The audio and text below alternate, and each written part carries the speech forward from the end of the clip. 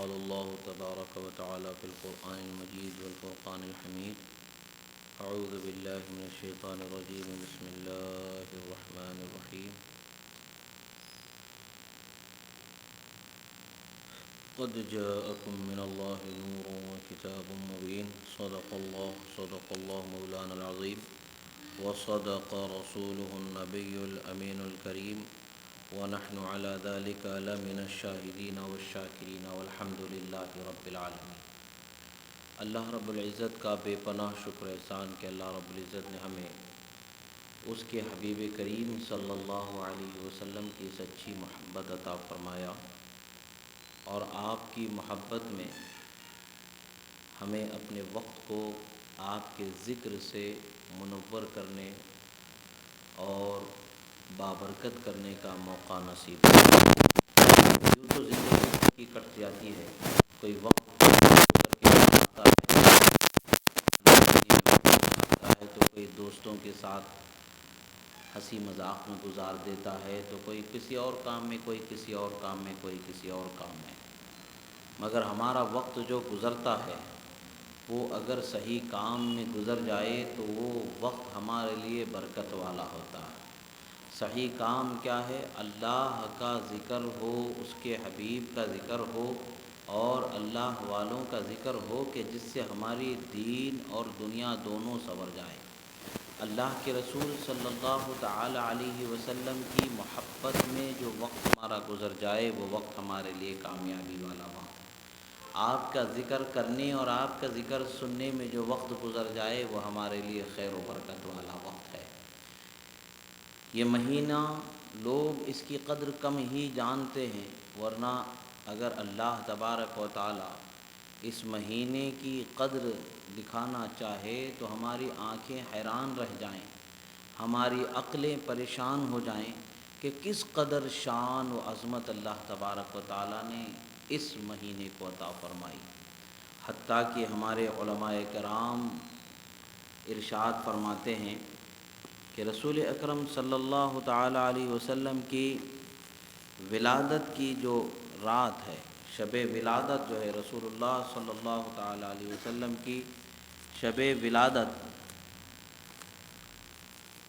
ایسا درجہ رکھتی ہے. آپ فرماتے ہیں کہ رسول اکرم صلی اللہ تعالی علیہ وسلم کی شب ولادت یہ شب قدر سے بھی افضل و اعلیٰ ہے. شب قدر سے بھی افضل و اعلیٰ ہونا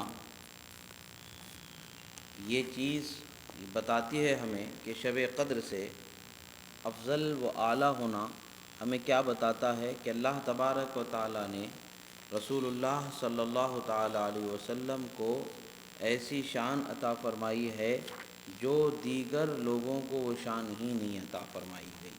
اب دیکھیں یہاں پر ایک چیز یہ ہے کہ اللہ کے رسول صلی اللہ تعالی علیہ وسلم کو سورہ قدر اللہ پاک نے عطا فرمایا. سورہ قدر اللہ پاک نے عطا فرمایا تو سورہ قدر کا عطا ہونا ہمیں کیا بتاتا ہے؟ اللہ کے رسول صلی اللہ تعالی علیہ وسلم کے امتی نے جب آپ کے بیان سے یہ سمجھا کہ پہلے زمانے کے لوگوں کی عمریں بہت بڑی ہوا کرتی تھیں، یہی وجہ ہے کہ لوگ پہلے کے زمانے کی عمریں بڑی ہوا کرتی تھی تو لوگ اس میں زیادہ عمریں گزارا کرتے تھے. کسی کی 100 سال تو کسی کی 200 تو کوئی 1000 سال تک کے بھی وقت گزار لیا کرتا تھا. وہ عبادتوں کا انہیں وقت مل جایا کرتا تھا. ہماری عمر 100 سال گزرنے کے بعد عبادت کی طاقت جسم میں رہے یہ بہت کم رہتا. 60 پار ہوتے ہوتے انسان کے پیر جو ہے ڈگمگانے لگ جاتے ہیں، زمین سے کرسیوں پر آ جاتے ہیں، اٹھنا بیٹھنا مشکل ہو جاتا ہے، سجدہ کرنا مشکل ہو جاتا ہے، گھٹنے لڑکھڑانے لگتے ہیں اور انسان کا بدن کمزور ہونے لگتا ہے. کوئی 70، کوئی 60، کوئی 65، کوئی 80 جی لے تو بڑی بات ہے. 80 کے بعد تو حالت یہ ہوتی ہے کہ نہ چلنا ہوتا ہے، نہ اٹھنا ہوتا ہے، نہ بیٹھنا ہوتا ہے. تو وہ عبادت کیا، رات بھر جو عبادت ہو، دن بھر جو عبادت ہو، وہ عبادت کی طاقت ہی کہاں ہمارے پاس. آج ہمارا حال کیسا ہو گیا ہے مثال کے طور پر مان لیں ہمارے پاس 60 سال کی زندگی ہے، تو 30 سال تو اس میں کہ آپ آدھے کر دیں کہ آدھی رات میں تو گزر گئے جو نیند میں ہم نے گزارا، 60 سال میں سے 30 سال نکال دو جو راتوں کی نظر ہو گئے، باقی بچے 30 سال جو ہمارے پاس ہے اس میں سے 10 سال 12 سال بچپن کے نکال دو جو کھیل کود میں گزر گئے، اس کے بعد کے تقریباً 20-22 سال تک کا جو عمر کا وقت ہے وہ یا پڑھنے میں گزرے یا کوئی کام سیکھنے سکھانے میں گزر گیا۔ اب باقی بچہ 6-7 سال کا جو ہمارے پاس عرصہ، وہ عرصہ کمانے میں، بیوی بچوں کو کھلانے میں گزر گیا، ہمارے پاس کچھ بچا ہی نہیں، کچھ بچا ہی نہیں ہمارے پاس۔ یہی ہماری زندگی ہے۔ آخر ہم ثواب کیسے کمائیں؟ پہلے کے لوگوں کو 1000 سال تک کی عمر مل جاتی تھی، 500 سال تک کی عمر مل جاتی تھی، سینکڑوں برس وہ زندگی جیتے تھے، تو کھاتے بھی تھے، کھلاتے بھی تھے، اب عبادت بھی کرتے تھے، سب کچھ کام کر لیا کرتے تھے۔ ہمارے پاس وقت کی کمی ہے، اللہ تبارک و تعالیٰ جانتا ہے ہماری کمزوریوں کو، اسی لیے اللہ نے اس کے حبیب پر سورہ قدر کو اتارا اور فرمایا کہ حبیب، ہم نے قرآن کو قدر والی رات میں اتارا ہے، اور یہ وہ رات ہے جو 1000 مہینوں سے زیادہ بہتر رات تمہیں عطا فرمائی۔ اب 1000 مہینے تک عبادت میں آدمی گزار دے، یہ آسان چیز نہیں ہے۔ ایک رات میں عبادت کر لے، 1000 مہینوں کی عبادت کا ثواب مل جائے، یہ آسان چیز ہے، یہ سب سے بڑی آسانی کی بات ہے۔ اب ہم سمجھتے ہیں کہ وہ ہمیں 1000 مہینوں کا ثواب دینے والی رات بہتر ہے، یا اس سے بھی کوئی اور رات ہے جو بہتر و افضل و اعلیٰ۔ کوئی ہو سکتی ہے رات، ہمارا ذہن یہ سوال کرتا ہے، بھئی 1000 مہینوں والی رات تو ہے، 1000 مہینوں کی بہتر اس سے رات جو ہمیں اللہ نے دی ہے، 1000 مہینوں سے بہتر والی رات جو ہے وہ ہمیں مل چکی ہے، یعنی 1000 مہینوں سے زیادہ ثواب ہمیں مل رہا ہے، اس سے بھی بہتر کوئی رات ہے، یعنی شب قدر سے بھی بڑھ کر کے کوئی رات ہے؟ علماء فرماتے ہیں، اولیاء فرماتے ہیں کہ سرکار مدینہ صلی اللہ تعالیٰ علیہ وسلم کے متعلق سے فرماتے ہیں بِأَنَّ لَيْلَةَ مَوْلِدِهِ عَلَيْهِ السَّلَامُ افضل من لیلۃ القدر من وجوہ ثلاثہ، فرماتے ہیں رسول اللہ صلی اللہ تعالی علیہ وسلم جس رات پیدا ہوئے وہ رات شب قدر سے بھی 3 اعتبار سے افضل و اعلیٰ ہے۔ ایک اعتبار سے نہیں، 3 اعتبار ہیں جن کے افضل و اعلیٰ ہونے کا ہے۔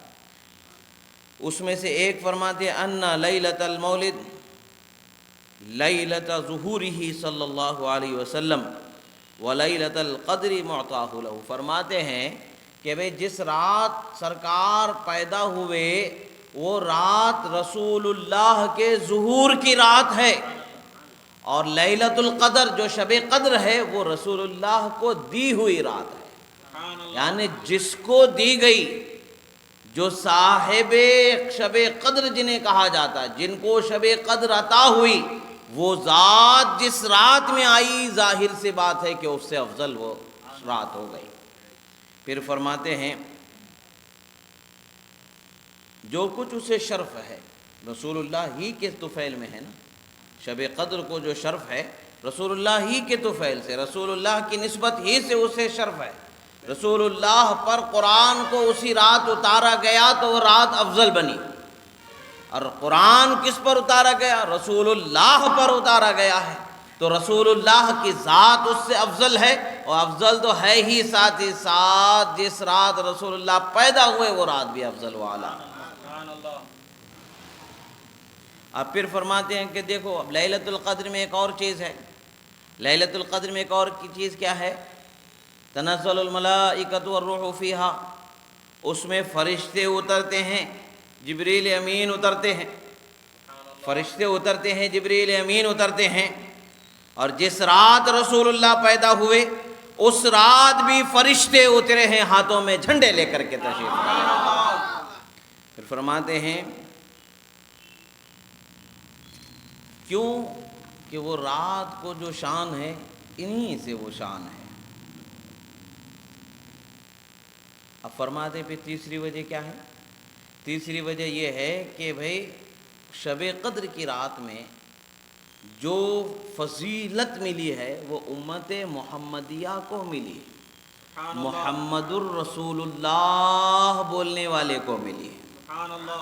جو انہیں اللہ کا رسول مانے اسے وہ نعمت ملی ہے۔ اور شب ولادت جس رات سرکار پیدا ہوئے وہ محمد اللہ کے رسول تشریف لانے والی رات۔ اللہ کے رسول صلی اللہ تعالیٰ علیہ وسلم جس رات پیدا ہوئے وہ رات سب سے بلند و بالا مقام و مرتبہ رکھنے والی رات ہے، اور سرکار مدینہ صلی اللہ تعالیٰ علیہ وسلم کی نسبت سے شب قدر سے بھی زیادہ مقام و مرتبہ رکھنے والی رات۔ یہ ہمارا ایمان ہے، یہ ہمارا اقرار۔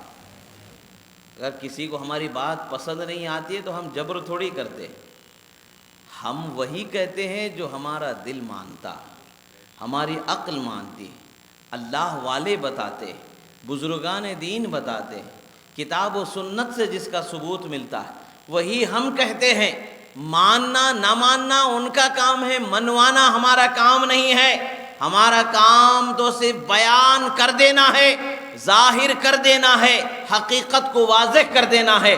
ماننے والا فضل و کمال والا ہو جاتا ہے، نہ ماننے والا وہ اپنے انجام کو پہنچتا ہے۔ کل حشر میں سب کے سامنے کھل جائے گا کیا مرتبہ کس کو خدا نے بخشا ہے، کیا نعمتیں خدا نے کس کے صدقے میں دنیا کو بخشی ہے، سب کھل جائے گا۔ قیامت دور نہیں ہے۔ اب جب حضرت بی بی آمنہ رضی اللہ تعالی عنہا حمل سے ہوئیں تو سب لوگوں کو حالت کیا ہوتی ہے، اور عورتوں کی حالت کیا ہوتی ہے؟ کسی کو بیٹھنا اٹھنا مشکل ہوتا ہے، کسی کے پیر پھول جاتے ہیں، تو کسی کے کمر میں درد آ جاتا ہے، تو کسی کے سینے میں دھڑکن زیادہ ہونے لگتی ہے، کسی کو متلی ہونا زیادہ لگتا ہے، تو کسی کو بھوک کم لگتی ہے، تو کسی کو کھانا زیادہ لگتا ہے، کسی کو الٹی آتی ہے، طرح طرح کی تکلیفوں کا مجموعہ بن جاتی ہے۔ اور وہ 9 مہینے جتنی مشقت سے وہ گزارتی ہے، وہ 9 مہینے گزرتے گزرتے بچہ پیدا ہوتے ہوتے وہ ماں چیخ چیخ کر کے کہنے لگتی ہے کہ بس اب اور بچہ نہیں چاہیے، اب اور بچہ پیدا کرنے کی میرے پاس طاقت نہیں ہے۔ مگر اللہ پھر اس کے دل میں ممتا ڈال دیتا ہے، پھر اللہ تعالی حمل دیتا ہے، پھر ان کو بچے ہوتے ہیں، یہ الگ بات ہے۔ مگر اس تکلیف کو وہ ایسے سوچتی ہے، دیکھتی ہے، برداشت کرتی ہے کہ اس سے سوا کوئی تکلیف اس کو سمجھ میں نہیں آتی۔ یہ تو عام بچے جب پیدا ہوتے ہیں، کیا رسول اللہ صلی اللہ تعالیٰ علیہ وسلم بھی جب اپنی والدہ کے کوکھ میں تشریف لائے تو کیا ان کے والدہ کو کسی قسم کی تکلیف ہوئی ہوگی؟ یہ کیسے ہو سکتا ہے؟ اللہ جس نبی کو رحمت للعالمین بنا کر کے بھیج رہا ہے، سارے عالم کے لیے رحمت بنا کر کے بھیج رہا ہے، سارے عالم میں کسی کو رسول اللہ نے تکلیف پہنچایا ہی نہیں ہے، یقینی سی بات ہے رسول اللہ نے کسی کو تکلیف دی ہی نہیں ہے، تو اس ذات سے کیسے ان کی والدہ کو تکلیف پہنچ سکتی ہے؟ روایتوں میں آتا ہے کہ حضرت بی بی آمنہ رضی اللہ تعالی عنہ حمل سے ہوئی تو آپ فرماتی ہیں کہ پتہ ہی نہیں چلا کہ وہ حمل کے دن کیسے گزر گئے، کب صبح ہوتی تھی کب شام ہوتی تھی کچھ پتہ ہی نہیں چلتا تھا۔ ساری حاملہ عورتیں اپنی پریشانیوں سے وہ اپنی زبانوں کو شکوہ کرتے روکتے نہیں تھے، مگر حضرت بی بی آمنہ کی شان یہ تھی کہ جیسے جیسے دن بڑھتے جاتے ویسے ویسے ان کا پیٹ مزید ہلکا ہوتا چلا جاتا۔ اور عورتوں کی حالت کیا ہوتی ہے؟ پیٹ وزن ہو جاتا ہے، چلنا پھرنا اٹھنا بیٹھنا بھاری ہو جاتا، پیر سوج جاتے۔ حضرت بی بی آمنہ کے لیے کچھ نہیں تھا، یہ کیسے ہو سکتا؟ رحمت للعالمین دنیا میں تشریف لا رہے، رحمت للعالمین دنیا میں تشریف لا رہے۔ پھر حال کیا ہوتا تھا؟ پہلے کے زمانے میں ایسے لائٹ نہیں ہوا کرتے تھے، چراغ جلانا پڑتا تھا، ضرورت پر چراغ جلاتے تھے، اور ضرورت ختم ہوتی تھی تو چراغ بجھا کر کے سو جایا کرتے تھے۔ تیل کی قلت کا زمانہ تھا، چربی بناؤ، چربی سے بناؤ، یا کیسے کیسے مشقتوں سے تیل ملا کرتا تھا کہ جس سے چراغ جلایا جاتا تھا۔ آج کے جیسا تیل کی بہتات نہیں ہے کہ آپ بکیٹ لے کے جاؤ فوراً بکیٹ بھر کے تیل لے کر کے آ جاؤ، آپ کین لے کے جاؤ کین بھر کے تیل لے کر کے آ جاؤ۔ وہ زمانہ ایسا نہیں تھا، مشقتوں بھرا زمانہ تھا۔ کھانے کے لیے بھی تیل مشکل سے ملتا تھا، جلانے کے لیے بھی تیل مشکل سے ملتا تھا، مشکلوں کا زمانہ تھا، اتنی ترقی اس زمانے میں نہیں تھی۔ مگر حضرت بی بی آمنہ کی سہیلیاں ان سے کہتی ہیں کہ آمنہ یہ کیا بات ہے، تم تیل کو اتنا زیادہ رات بھر کیوں خرچ کرتے ہو؟ رات بھر گھر میں روشنی کر کے رکھنے کی کیا ضرورت ہے؟ سہیلیاں سمجھتی تھیں کہ رات بھر بی بی آمنہ چراغ جلا کے رکھتے ہیں، اس وجہ سے ان کے گھر میں روشنی نظر آتی ہے۔ حضرت بی بی آمنہ فرماتی ہیں ارے چراغ جلائے تو زمانہ گزر گیا، جب اسے میری کوکھ میں اللہ نے نعمت دی ہے اس وقت سے آج تک کسی شب چراغ جلانا ہم نہیں ہوا، کوئی شب چراغ جلانے کی ضرورت ہی نہیں پڑی، ہر رات روشنی ہی روشنی نظر آتی۔ وہ کیسے روشن ان کا گھر نہ ہو جبکہ نور والے نبی آنے والے ہیں، وہ جن کو اللہ تعالیٰ نے اپنے خاص رحمت سے پیدا فرمایا اور جن کی پیدائش، جن کی تخلیق کو یوں فرمایا۔ حضرت جابر نے پوچھا یا رسول اللہ سب سے پہلے کس چیز کو خدا نے پیدا فرمایا؟ حضرت جابر کو رسول اللہ نے فرمایا یا جابر ان اللہ خلق قبل کل شیء من نورہ نور نبیک، فرمایا کما قال، اے جابر سنو، اللہ ہر چیز کے پیدا کرنے سے پہلے اپنے نور خاص سے تمہارے نبی کے نور کو پیدا فرمایا۔ رسول اللہ صلی اللہ تعالیٰ علیہ وسلم نورانی بشر ہیں، وہ آتے ہیں تو کیسے آتے ہیں، اجالے ہی اجالے ہو جاتے ہیں۔ اب حضرت بی بی آمنہ فرماتے، امام ابو نعیم علیہ رحمت و رضوان فرماتے ہیں، وہ روایت کرتے ہیں کہ وکان من، پھر فرماتے قال لما حضرت آمنۃ الولادہ، فرماتے حضرت بی بی آمنہ رضی اللہ تعالیٰ عنہ کے وقت جب ولادت کا قریب آ گیا، قال الملائکہ، فرشتوں نے کہا افتحوا ابواب السماء کلہا و ابواب الجنان، آسمان کے سارے دروازوں کو کھول دو اور جنت کے سارے دروازوں کو کھول دو۔ اچھا جنت کتنی ہے؟ جنت کے درجے کتنے ہیں اور درجوں کے نام کیا ہیں؟ جنت ہم سب سنتے ہیں مگر جنت کے درجے الگ الگ ہیں، اس کے بھی دروازے ہیں، کسی کی پہنچ ہر دروازے تک ہے تو کسی کی پہنچ ہر دروازے تک نہیں، وہ اپنے ہی مقام تک۔ ہاں جو مومن ہے وہ رسول اللہ کے پاس ضرور جا سکتا ہے۔ فرماتے ہیں جنت کے کتنے ہیں؟ حضرت عبداللہ ابن عباس رضی اللہ تعالیٰ عنہ سے روایت ہے کہ وہ جنت کے 7 درجے ہیں۔ کتنے درجے ہیں؟ 7 درجے ہیں۔ فرماتے جنت الفردوس، ایک درجے کا نام کیا ہے؟ جنت الفردوس۔ دوسرے درجے کا نام کیا ہے؟ جنت عدن۔ تیسرے درجے کا نام کیا ہے؟ جنت نعیم۔ چوتھے درجے کا نام کیا ہے؟ دار الخلد۔ اس کے بعد جنت الماوا، اس کے بعد دار السلام و علیون ہے۔ یہ مقامات ہیں، جنت کے درجات ہیں، الگ الگ الگ الگ درجات ہیں۔ اعلیٰ درجہ جس کو ملے گا وہ اللہ کا فضل ہوگا، مگر جب سرکار کی ولادت کا وقت قریب آیا تو یہ سارے درجوں کے دروازوں کو کھول دیا گیا اور سارے آسمانوں کے دروازوں کو کھول دیا گیا۔ اور پھر فرماتے ہیں وَأُلْبِسَتِ الشَّمْسُ يَوْمَئِذٍ نُورًا عَظِيمًا، فرماتے ہیں اس دن سورج کو ایک نئے نورانی لباس کو پہنایا گیا، یعنی اس دن جو سورج کی چمک تھی۔ ایک آنے والے میرے پاس آئے، جب مجھ پر حمل کے 6 مہینے گزر گئے، یعنی مجھ پر حمل کے 6 مہینے جب گزر گئے تو میرے خواب میں آئے، آ کر کے کہا وقال لی آمنہ انکی حملت بخیر العالمین فاذا ولدتیہ فسمیہ محمدا، فرمایا خواب میں ایک آنے والے آئے اور بشارت دیتے ہیں کہ اے آمنہ تم نے تمام عالم کے سب سے بہترین شخص کو اپنے کوکھ میں جگہ دی ہے، اور جب تم ان کو پیدا کر دو، جب ان کی ولادت ہو جائے تو ان کا نام محمد رکھ دینا۔ سرکار کے پیدا ہونے سے پہلے ناموں کی بشارت دی جا رہی ہے۔ محمد کا مطلب کیا ہے؟ سراہا ہوا، ستودہ، پاکیزہ، ہر عیب سے پاک، صاف، اعلیٰ اخلاق و مقام والا رسول اللہ صلی اللہ تعالیٰ علیہ وسلم کی شان ہے۔ وَقِمِي شانک، اور فرماتے اپنی حالت کو لوگوں کے سامنے ظاہر مت کرو، تمہاری خوبیوں کو دیکھیں گے کہ تو یہود ان ساری نشانیوں کو جانتے ہیں۔ یہود تو انتظار کرتے بیٹھے ہوئے تھے کہ نبی، ان کا خیال تھا کہ آخری نبی بھی بنی اسرائیل ہی میں بھیجے جائیں گے، وہ اپنے لیے بڑی شرف کی بات سمجھتے ہیں۔ حالانکہ بات تو حق ہے کہ بنی اسرائیل میں جتنے نبیوں کو، جتنے پیغمبروں کو اللہ نے بھیجا ہے اتنے دوسری قوموں کی طرف نہیں بھیجا ہے۔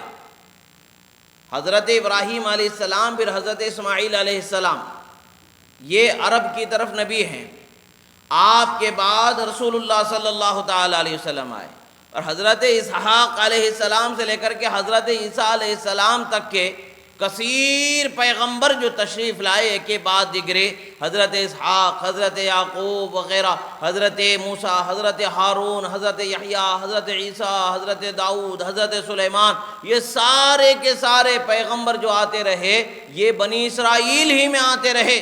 بنی اسرائیل کو یہ گمان ہو گیا تھا کہ آخری نبی بھی ہماری ہی قوم میں آئیں گے، کیونکہ بہت سارے نبیوں کو ہماری قوم میں بھیجا گیا۔ بے شک بہت سارے نبیوں کو بنی اسرائیل قوم میں بھیجا گیا، مگر نبی اکرم صلی اللہ علیہ وسلم کے لیے اللہ نے عرب کا قبیلہ منتخب فرمایا، اور عرب میں قریش، پھر قریش میں بنو ہاشم کو اللہ تعالیٰ نے منتخب فرمایا۔ یہ حال کسی کے سامنے ظاہر مت کرو، ورنہ حسد سے لوگ تکلیف پہنچا دیں گے تمہیں۔ فرماتے ہیں، آپ فرماتے ہیں میرے بچہ پیدا ہونے کا وقت قریب آ گیا۔ ثم اخذنی ما یاخذ النساء ولم يعلم بی احد لا ذکر ولا انثی۔ فرماتے ہیں کہ میں اس چیز کو چھپائے رکھی تھی، حالت ایسی تھی کہ کسی کو پتہ ہی نہیں تھا اس وقت کا کہ کب ولادت ہو جائے گی۔ دن قریب آ گئے تو بتا دیتے بھائی اب قریب ہے دن، ایسا کچھ نہیں پتا، خاموش تھا، کسی کو نہیں پتا تھا۔ اور حال یہ تھا کہ حضرت عبد المطلب وہ کعبۃ اللہ کا طواف کر رہے تھے، رسول اللہ صلی اللہ علیہ وسلم کے دادا کعبۃ اللہ کا طواف کر رہے تھے، اور میں اپنے گھر میں تنہا اکیلی تھی، کوئی نہیں تھے۔ فرماتے ہیں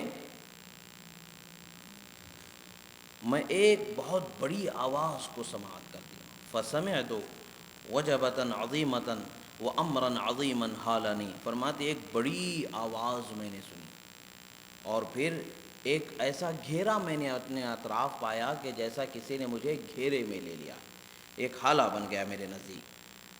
پھر فرماتے میں نے دیکھا کہ سفید پروں کی مخلوق میرے اطراف نظر آ رہی ہے، سفید سفید پروں کی مخلوق میرے اطراف نظر آ رہی ہے، اور ان میں سے ایک سفید پر والے کا پر میرے سینے کو ایسا لگتا ہے۔ پھر فرماتے ہیں کہ جو اس وقت پر مجھے ڈر پیدا ہو گیا، ان سفید پروں والے لوگوں کو، اس مخلوق کے جمع کثیر کو دیکھ کر کے جو مجھ پر رعب آ گیا تھا، وہ رعب میرا دور ہو گیا، اور ہر وہ چیز جو عام طور سے عورت کو ولادت کے وقت پر درد وغیرہ ہوتی ہے، یہ ساری کیفیات مجھ سے دور ہو گئے۔ پھر میں دیکھتی ہوں، کیا دیکھتی ہوں کہ ایک پینے کے لیے مجھے ایک ایسا برتن مجھے دیا گیا، ایک بہترین نعمت سے مجھے نوازا گیا، اور پھر فرماتے ہیں ایک ایسا نور میرے اطراف گھیرا بنا لیا تھا جیسا کہ کوئی برتن میں کسی چیز کو سمیٹ لیتا ہے۔ کوئی چیز جیسے پانی ایک برتن میں ڈال دیا جائے تو جیسے پانی اس برتن کے دائرے میں، گھیرے میں آ جاتا، ویسے میں اس نور کے گھیرے میں آ گئی تھی، میرے اطراف وہ نور نظر آتا تھا۔ پھر فرماتے ہیں پھر میں نے دیکھا کہ ثم رأيت نسوة كالنخل طوالا كأنهن من بنات عبد مناف۔ عبد مناف عرب قبیلوں میں سے ایک سرداروں میں سے ایک سردار تھے، سرکار کے آباء و اجداد میں ان کا نام آتا ہے۔ ان کی بیٹیوں کے متعلق سے مشہور تھا کہ وہ بہت لمبے قد والی تھی، بہت لمبا قد ان کا تھا۔ آپ فرماتی ہیں کہ میں لمبے قد والی عورتوں کو دیکھا، گویا کہ وہ عبد مناف کی بیٹیاں جو لمبے قد والی تھی ان کا مجھے گمان گزرا۔ پھر فرماتے ہیں کہ وہ مجھے غور سے دیکھ رہی تھی، میں پریشان ہو گئی، اور میں نے کہا فبینما اتعجب وانا اقول وا غوثاہ۔ فرماتے ہیں پریشان ہو رہی تھی، متعجب تھی میں، اور میں کہہ رہی تھی کہ اے میرے پروردگار، میرے حال پر میری مدد فرما۔ پھر فرماتے ہیں یہ کیسے تعجب خیز بات ہے کہ ان لوگوں کو پتہ کیسے چلا کہ ابھی ولادت کا وقت ہے؟ بتایا تو کسی کو نہیں گیا ہے، کسی کو نہیں معلوم ہے، مگر اتنے سارے لوگوں کو، یہ لمبی لمبی عورتوں کو کیسے پتہ چل گیا؟ پھر فرماتے ہیں کہ اسی وقت پر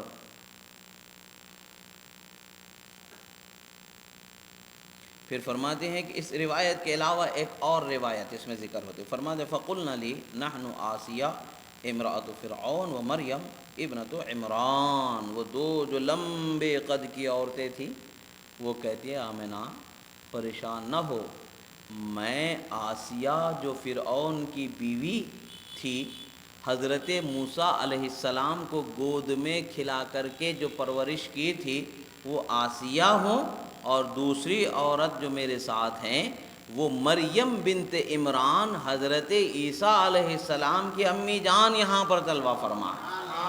حضرت بی بی آسیہ اور حضرت بی بی مریم رضی اللہ تعالی عنہما وہاں پر تشریف فرما ہیں اور حوصلہ و ہمت دے رہے ہیں۔ دیکھیں کتنی بڑی قسمت ہے، کون وہاں پر تشریف لا رہا ہے؟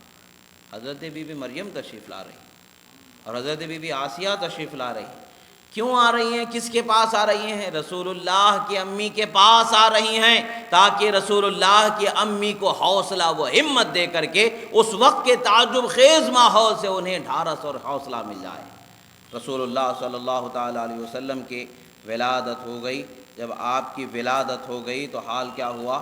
میں نے دیکھا کہ ایک سفید کپڑا، اس سفید کپڑے میں ایک نور کا ٹکڑا چمک رہا ہے، گویا کہ ایک نور کا ٹکڑا چمک رہا ہے، اور ایک پکارنے والا نے پکار کر آسمان کی طرف کیا اور کہا کہ خذاہ عن اعین الناس، قالت ورأیت رجالا قد وقفوا فی الہواء بأیدیہم اباریق من فضہ ثم نظرت فاذا انا بقطعۃ من الطیر قد اقبلت حتی غطت حجرتی مناقیرها۔ فرماتے ہیں کہ دیکھو حال کیسا تھا، میرے اطراف جو نورانی مخلوق تھی، ان نورانی مخلوق کو یہ میرا شہزادہ جو پیدا ہوا رسول اللہ صلی اللہ علیہ وسلم کو وہ دیا گیا، وہ اپنے ہاتھوں میں لیتے ہیں، لینے کے بعد اس کو آسمانوں کی طرف لے جاتے ہیں اور آسمانوں کی پوری سیر کرا کر لاتے ہیں۔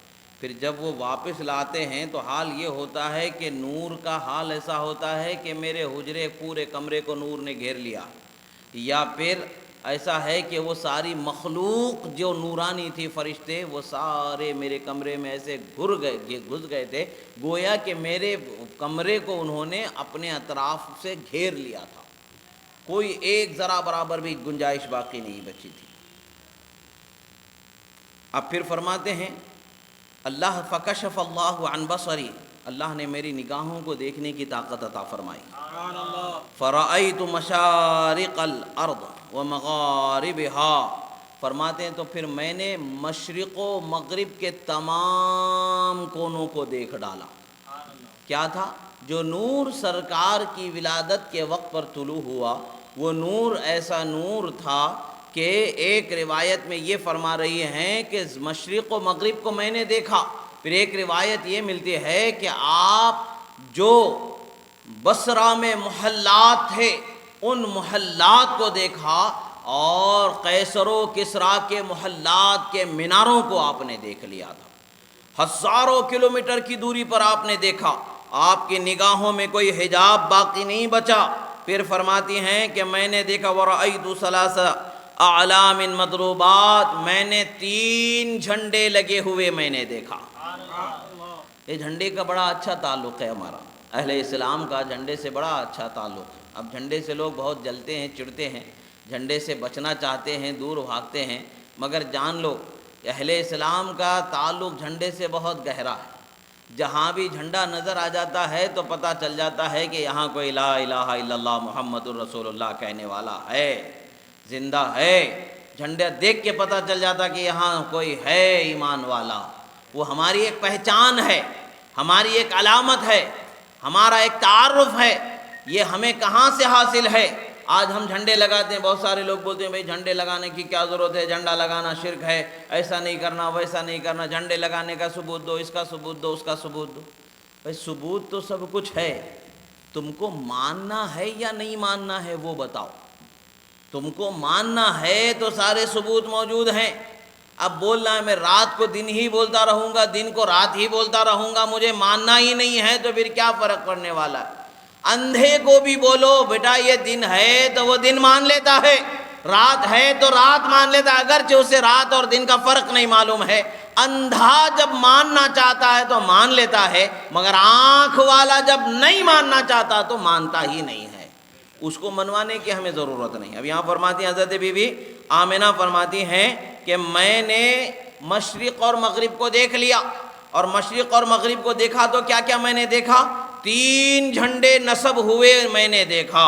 ایک فرماتے علمن بالمغرب، علمن بالمشرقی و علمن بالمغربی و علمن علی ظاہر الکعبہ، فرماتے ہیں کہ میں نے ایک جھنڈا مشرق میں دیکھا، ایک جھنڈا مغرب میں دیکھا، ایک جھنڈا کعبۃ اللہ کی چھت پر لگا ہوا میں نے دیکھا۔ ہمارے نبی تو وہ ہیں جن کے پیدا ہونے کے وقت پر جبریل امین فرشتوں کی جماعت لے کر کے اترتے ہیں اور کعبۃ اللہ پر جھنڈا لگایا جاتا ہے، مشرق میں جھنڈا لگایا جاتا ہے، مغرب میں جھنڈا لگایا جاتا ہے۔ بتا دیا جاتا ہے کہ یہ مشرق سے مغرب تک کعبۃ اللہ سے جو نور روشن ہوا ہے، جو نبی مبعوث ہوئے ہیں ان کی حکومت رہے گی، ذرہ ذرہ اس نبی کی شان سے آشنا ضرور ہوگا۔ رسول اللہ صلی اللہ تعالیٰ علیہ وسلم کی والدہ فرماتی ہیں کہ میں نے 3 جھنڈے دیکھے، فرماتے ہیں کہ پھر فَأَخَذَنِ الْمِخَاضُ فَوَضَعْتُ مُحَمَّدًا فَنَظَرْتُ إِلَيْهِ فَإِذَا هُوَ سَاجِدٌ قَدْ رَفَعَ إِصْبَعَيْهِ إِلَى السَّمَاءِ كالمتضرع المبتهل ثم رأيت سحابة بيضاء قد اقبلت من السماء حتى، فرماتے ہیں کہ آپ ارشاد فرماتے ہیں کہ یہ سرکار مدینہ صلی اللہ تعالیٰ علیہ وسلم کی ولادت جب ہوئی تو میں نے رسول اللہ صلی اللہ علیہ وسلم کو سجدے کی حالت میں دیکھا، اور آپ آسمان کی طرف انگلی اٹھائے ہوئے ہیں اور سجدے کی حالت میں ہیں۔ جو نبی پیدا ہوتے ہی سجدہ کر رہا ہے، اس نبی کے امتی پر نماز کا سجدہ نہیں رہے گا کیا؟ اب آج کل کے بہت سارے لوگ بولتے ہیں کہ بھئی ہم نے معرفت کی شراب پی لی، اب ہمیں نماز کی سجدے کی کوئی ضرورت نہیں ہے، ہمارے مرشد سب پڑھ لیتے ہیں۔ رسول اللہ سے بڑا خدا کی راہ دکھانے والا کوئی گزرا؟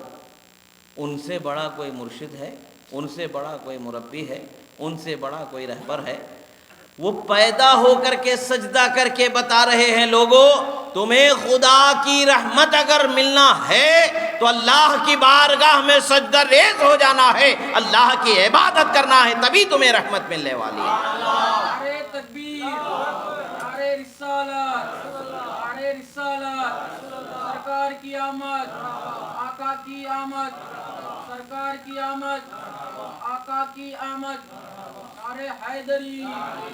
اللہ کے رسول صلی اللہ تعالیٰ علیہ وسلم جب پیدا ہوئے تو فرماتی ہیں کہ میں نے دیکھا کہ آسمان سے سفید بادل کا ٹکڑا آیا اور اس نے رسول اللہ صلی اللہ تعالیٰ علیہ وسلم کو اپنے اندر چھپا لیا، اور گویا کہ سرکار میری آنکھوں سے غائب ہو گئے، مجھے دکھ نہیں رہے تھے رسول اللہ۔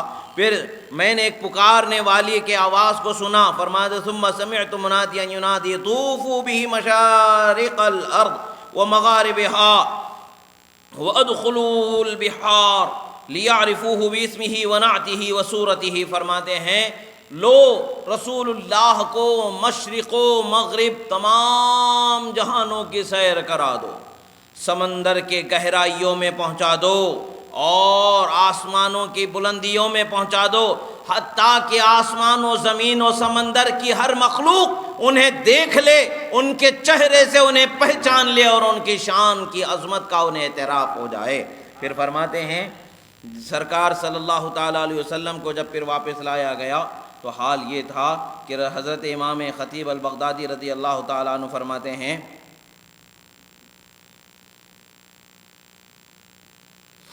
فرماتے ہیں کہ رسول اللہ صلی اللہ تعالیٰ علیہ وسلم کو جب لے کر کے حکم ہوا کہ بھئی پورے آسمانوں میں لے جاؤ، پورے سمندروں میں لے جاؤ، مشرق و مغرب کے کونے کونے میں رسول اللہ کے چہرے سے ساری مخلوق کی پہچان کرا دو۔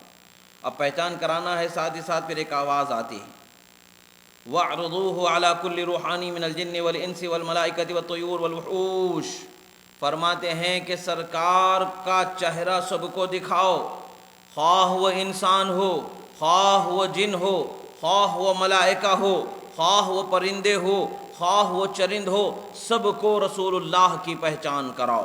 پھر فرماتے ہیں اور انہیں حضرت آدم علیہ السلام کے اخلاق عطا کرو، اور حضرت شیس علیہ السلام کی معرفت عطا کرو، حضرت اسماعیل علیہ السلام کی زبان عطا کرو، حضرت اسحاق علیہ السلام کی رضا عطا کرو، حضرت صالح علیہ السلام کی فصاحت عطا کرو، حضرت لوط علیہ السلام کی حکمت عطا کرو، حضرت یعقوب علیہ السلام کی بشارت عطا کرو، حضرت موسیٰ علیہ السلام کی شدت عطا کرو، حضرت ایوب علیہ السلام کا صبر عطا کرو، حضرت یونس علیہ السلام کی طاعت عطا کرو، حضرت یوشع علیہ السلام کا جہاد عطا کرو، حضرت داؤد علیہ السلام کی آواز عطا کرو، حضرت دانیال علیہ السلام کی محبت عطا کرو، حضرت الیاس علیہ السلام کا وقار عطا کرو، حضرت یحییٰ علیہ السلام کی عصمت عطا کرو، حضرت عیسیٰ علیہ السلام کا زہد عطا کرو۔ آدم علیہ السلام سے لے کر کے عیسیٰ علیہ السلام تک کے پیغمبروں میں اللہ تعالیٰ نے جو الگ الگ شانوں کو جمع کیا تھا، وہ پوری شانوں کو اللہ تعالیٰ نے رسول اللہ کے ذات میں جمع فرما دیا۔ اللہ تبارک و تعالیٰ نے یہ تمام نعمتوں کو، ہر پیغمبر کو ایک الگ الگ نعمت اللہ تعالیٰ نے بخشی، وہ ساری نعمتیں اللہ تبارک و تعالیٰ نے رسول اللہ کو عطا فرما دیا۔ حسن یوسف ید بیضا داری، آنچ خوباں ہما دانن تو تنہا داری، فرماتے ہیں حسن یوسف ید بیضا دم عیسیٰ داری۔ حضرت یوسف علیہ السلام کا حسن رکھتے ہو، حضرت موسیٰ علیہ السلام کا ید بیضا رکھتے ہو، اور حضرت عیسیٰ علیہ السلام کے مردوں کے زندہ رکھنے کی طاقت رکھتے ہو۔ یعنی جو معجزہ حضرت یوسف علیہ السلام کو تھا وہ معجزہ آپ کو بھی عطا فرمایا گیا، جو معجزہ حضرت موسیٰ علیہ السلام کا تھا وہ آپ کو بھی عطا فرمایا گیا، جو معجزات حضرت عیسیٰ علیہ السلام کے تھے وہ آپ کو بھی عطا فرمایا گیا۔ آنچے خوباں ہما دارن تو تنہا داری، اے اللہ کے رسول تمام خوبیاں جو سارے پیغمبر رکھتے تھے وہ تنہا آپ رکھنے والے ہیں۔ اللہ تبارک و تعالیٰ نے آپ کی ذات میں اس کو جمع فرما دیا۔ فرماتے اور انہیں اخلاق نبیین میں ایسے سما دو گویا کہ پورے نبیوں کے اخلاق ان کی ذات میں جمع ہو جائیں۔ فرماتے ہیں پھر رسول اللہ صلی اللہ تعالیٰ علیہ وسلم کو ہرے کپڑے میں، مخمل کے ہرے کپڑے میں لپیٹ کر کے رکھا گیا اور ان کی والدہ کے پاس پیش کیا گیا۔ کوئی کہنے والا کہہ رہا تھا بخن بخن کہہ رہا تھا، یعنی کیا خوب، کیا خوب ہے، کیا خوب ہے، کیا بات ہے، کہا تعجب کے طور پر کہا جاتا، کیا خوشی کی بات ہے، کیا بڑی بات ہے، کیا بلندی کی بات ہے، کیا عظیم بات ہے، یہ سارے معنی اس میں آتے ہیں۔ فرماتے ہیں قبض محمد علی الدنیا کلہا، فرماتے ہیں محمد الرسول اللہ کی شان یہ ہے کہ پوری دنیا پر اللہ تبارک و تعالیٰ نے ان کی حکومت کو جاری فرما دیا۔ وہ کیسے ہے؟ پوری دنیا کی کوئی مخلوق ایسی نہیں بچی، کوئی مخلوق ایسی نہیں بچی جو سرکار کی بارگاہ میں مطیع ہو کر کے نہ حاضر ہو، سرکار کے اطاعت گزار ہو کر کے نہ حاضر ہو جائے۔ یہی وجہ ہے کہ ہم کبھی دیکھتے ہیں رسول اللہ درخت کو حکم دیتے ہیں تو درخت چلتا ہوا رسول اللہ کی خدمت میں آ جاتا ہے، کبھی آسمان پر چمکتے چاند کی طرف انگلی اٹھاتے ہیں، دو ٹکڑے ہو کر کے قربان ہو جاتا ہے، کبھی ڈوبے ہوئے سورج کو اشارہ کرتے ہیں واپس پلٹ کر آ کر غلامی کا ثبوت دیتا ہے، کبھی پتھروں کی طرف اشارہ فرماتے ہیں سوکھے کنویں میں پانی بھر دیا جاتا ہے، کبھی ہاتھ سے دریا بہا دیا جاتا ہے، کبھی نگاہوں سے لوگوں کے سرور و اطمینان عطا کر دیا جاتا ہے۔ رسول اللہ کی شان ایسی ہے کہ اللہ تبارک و تعالیٰ نے آپ کو بڑا اونچا مقام عطا فرمایا، ہم اس کو سوچ ہی نہیں سکتے۔ پھر فرماتے ہیں جب میرے گود میں اللہ کے رسول صلی اللہ علیہ وسلم کو دیا گیا، فرماتے ثم نظرت الیہ صلی اللہ علیہ وسلم فاذا ہوا کالقمر لیلۃ البدر، فرماتے میں نے رسول اللہ کو جیسے دیکھا تو ایسا مجھے لگا جیسا کہ 14ویں رات کے چاند کا دمکتا چمکتا جیسا رخ ہوتا ہے اس سے کہیں زیادہ چمکتا چہرہ مجھے نظر آیا۔ رسول اللہ صلی اللہ تعالیٰ علیہ وسلم کی یہ شان ہے کہ جب آپ پیدا ہوئے تو اللہ تبارک و تعالیٰ نے زمین پر نور ظاہر فرمایا۔ اسی طریقے سے دوسری روایت بتاتے ہیں کہ خرج معہ نور اضاء له ما بین المشرق والمغرب، فرماتے ہیں کہ جب رسول اللہ صلی اللہ تعالیٰ علیہ وسلم پیدا ہوئے تو ایک ایسا نور نکلا جو زمین کے مشرق و مغرب کو گھیر چکا تھا۔ مشرق سے مغرب تک حضرت بی بی آمنہ کو نظر آ گیا۔ سوچنے کی بات ہے، رسول اللہ پیدا ہوتے ہیں تو یہ روشنی ایسی پھوٹتی ہے کہ ان کی والدہ کے نگاہوں میں ایسے دیکھنے کی طاقت آ جاتی ہے کہ زمین کے مشرق اور مغرب دیکھ لیتے ہیں۔ جب ان کی والدہ کی یہ شان ہے تو وہ سراپا رحمت عالم، جان عالم، نور مجسم صلی اللہ علیہ وسلم کی شان کیا ہوگی؟ کوئی کہتا ہے کہ وہ نبی پیٹھ کے پیچھے دیکھ نہیں سکتے، نبی کو کچھ پتہ ہی نہیں ہے کل کیا ہونے والا ہے، کل کدھر کیا چیز ہے، کچھ پتہ ہی نہیں ہے۔ مگر اللہ تبارک و تعالیٰ تو فرماتا ہے لا یظہر علی غیبہ احدا الا من ارتضی من رسول۔ اللہ تبارک و تعالیٰ غیب کو کسی پر ظاہر نہیں فرماتا مگر اپنے رسولوں پر ظاہر فرماتا ہے۔ اپنے خاص رسول ہیں ان پر ظاہر فرما دیتا ہے، پیغمبروں پر ظاہر فرما دیتا ہے۔ سرکار صلی اللہ تعالیٰ علیہ وسلم اپنے صحابہ کو نماز کی صفوں کو درست کرنے کے لیے حکم دیتے ہوئے فرماتے ہیں صفوں کو درست کر کے پیچھے صحیح طریقے سے ٹھہرو، اور فرماتے انی انظرکم خلف ظہری کما انظرکم امامی، فرماتے ہیں اے میرے صحابہ میں تمہیں پیٹھ کے پیچھے بھی ویسے ہی دیکھتا ہوں جیسے میری نگاہوں کے سامنے دیکھ رہا ہوں۔ یہ بخاری و مسلم کی حدیث ہے، کہیں ادھر سے ادھر سے اٹھا کے ادھر سے لا کے گنڈی مار کے بتانے والی بات نہیں ہے۔ یہ ایک تو قرآن ہے، دوسری حدیث پھر اونچی اعلیٰ درجے کی ہے، بخاری و مسلم کی۔ رسول اللہ صلی اللہ تعالیٰ علیہ وسلم کی شان تو بڑی عظیم شان ہے۔ اللہ تبارک و تعالیٰ نے ان کو ایسا مقام و مرتبہ عطا فرمایا کہ جس کا ہم اندازہ ہی نہیں کر سکتے۔ جب رسول اللہ صلی اللہ تعالیٰ علیہ وسلم پیدا ہوئے تو کعبۃ اللہ جو ہے آپ کی گھر کی طرف جھک جاتا ہے۔ کعبۃ اللہ میں نصب بت گر جاتے ہیں، اور پھر فلسطین کے کنارے میں طبریہ ایک علاقہ ہے، اس کا ایک دریا تھا جس کو بڑا محترم یہود وغیرہ مانا کرتے ہیں، وہ دریا سوکھ جاتا ہے۔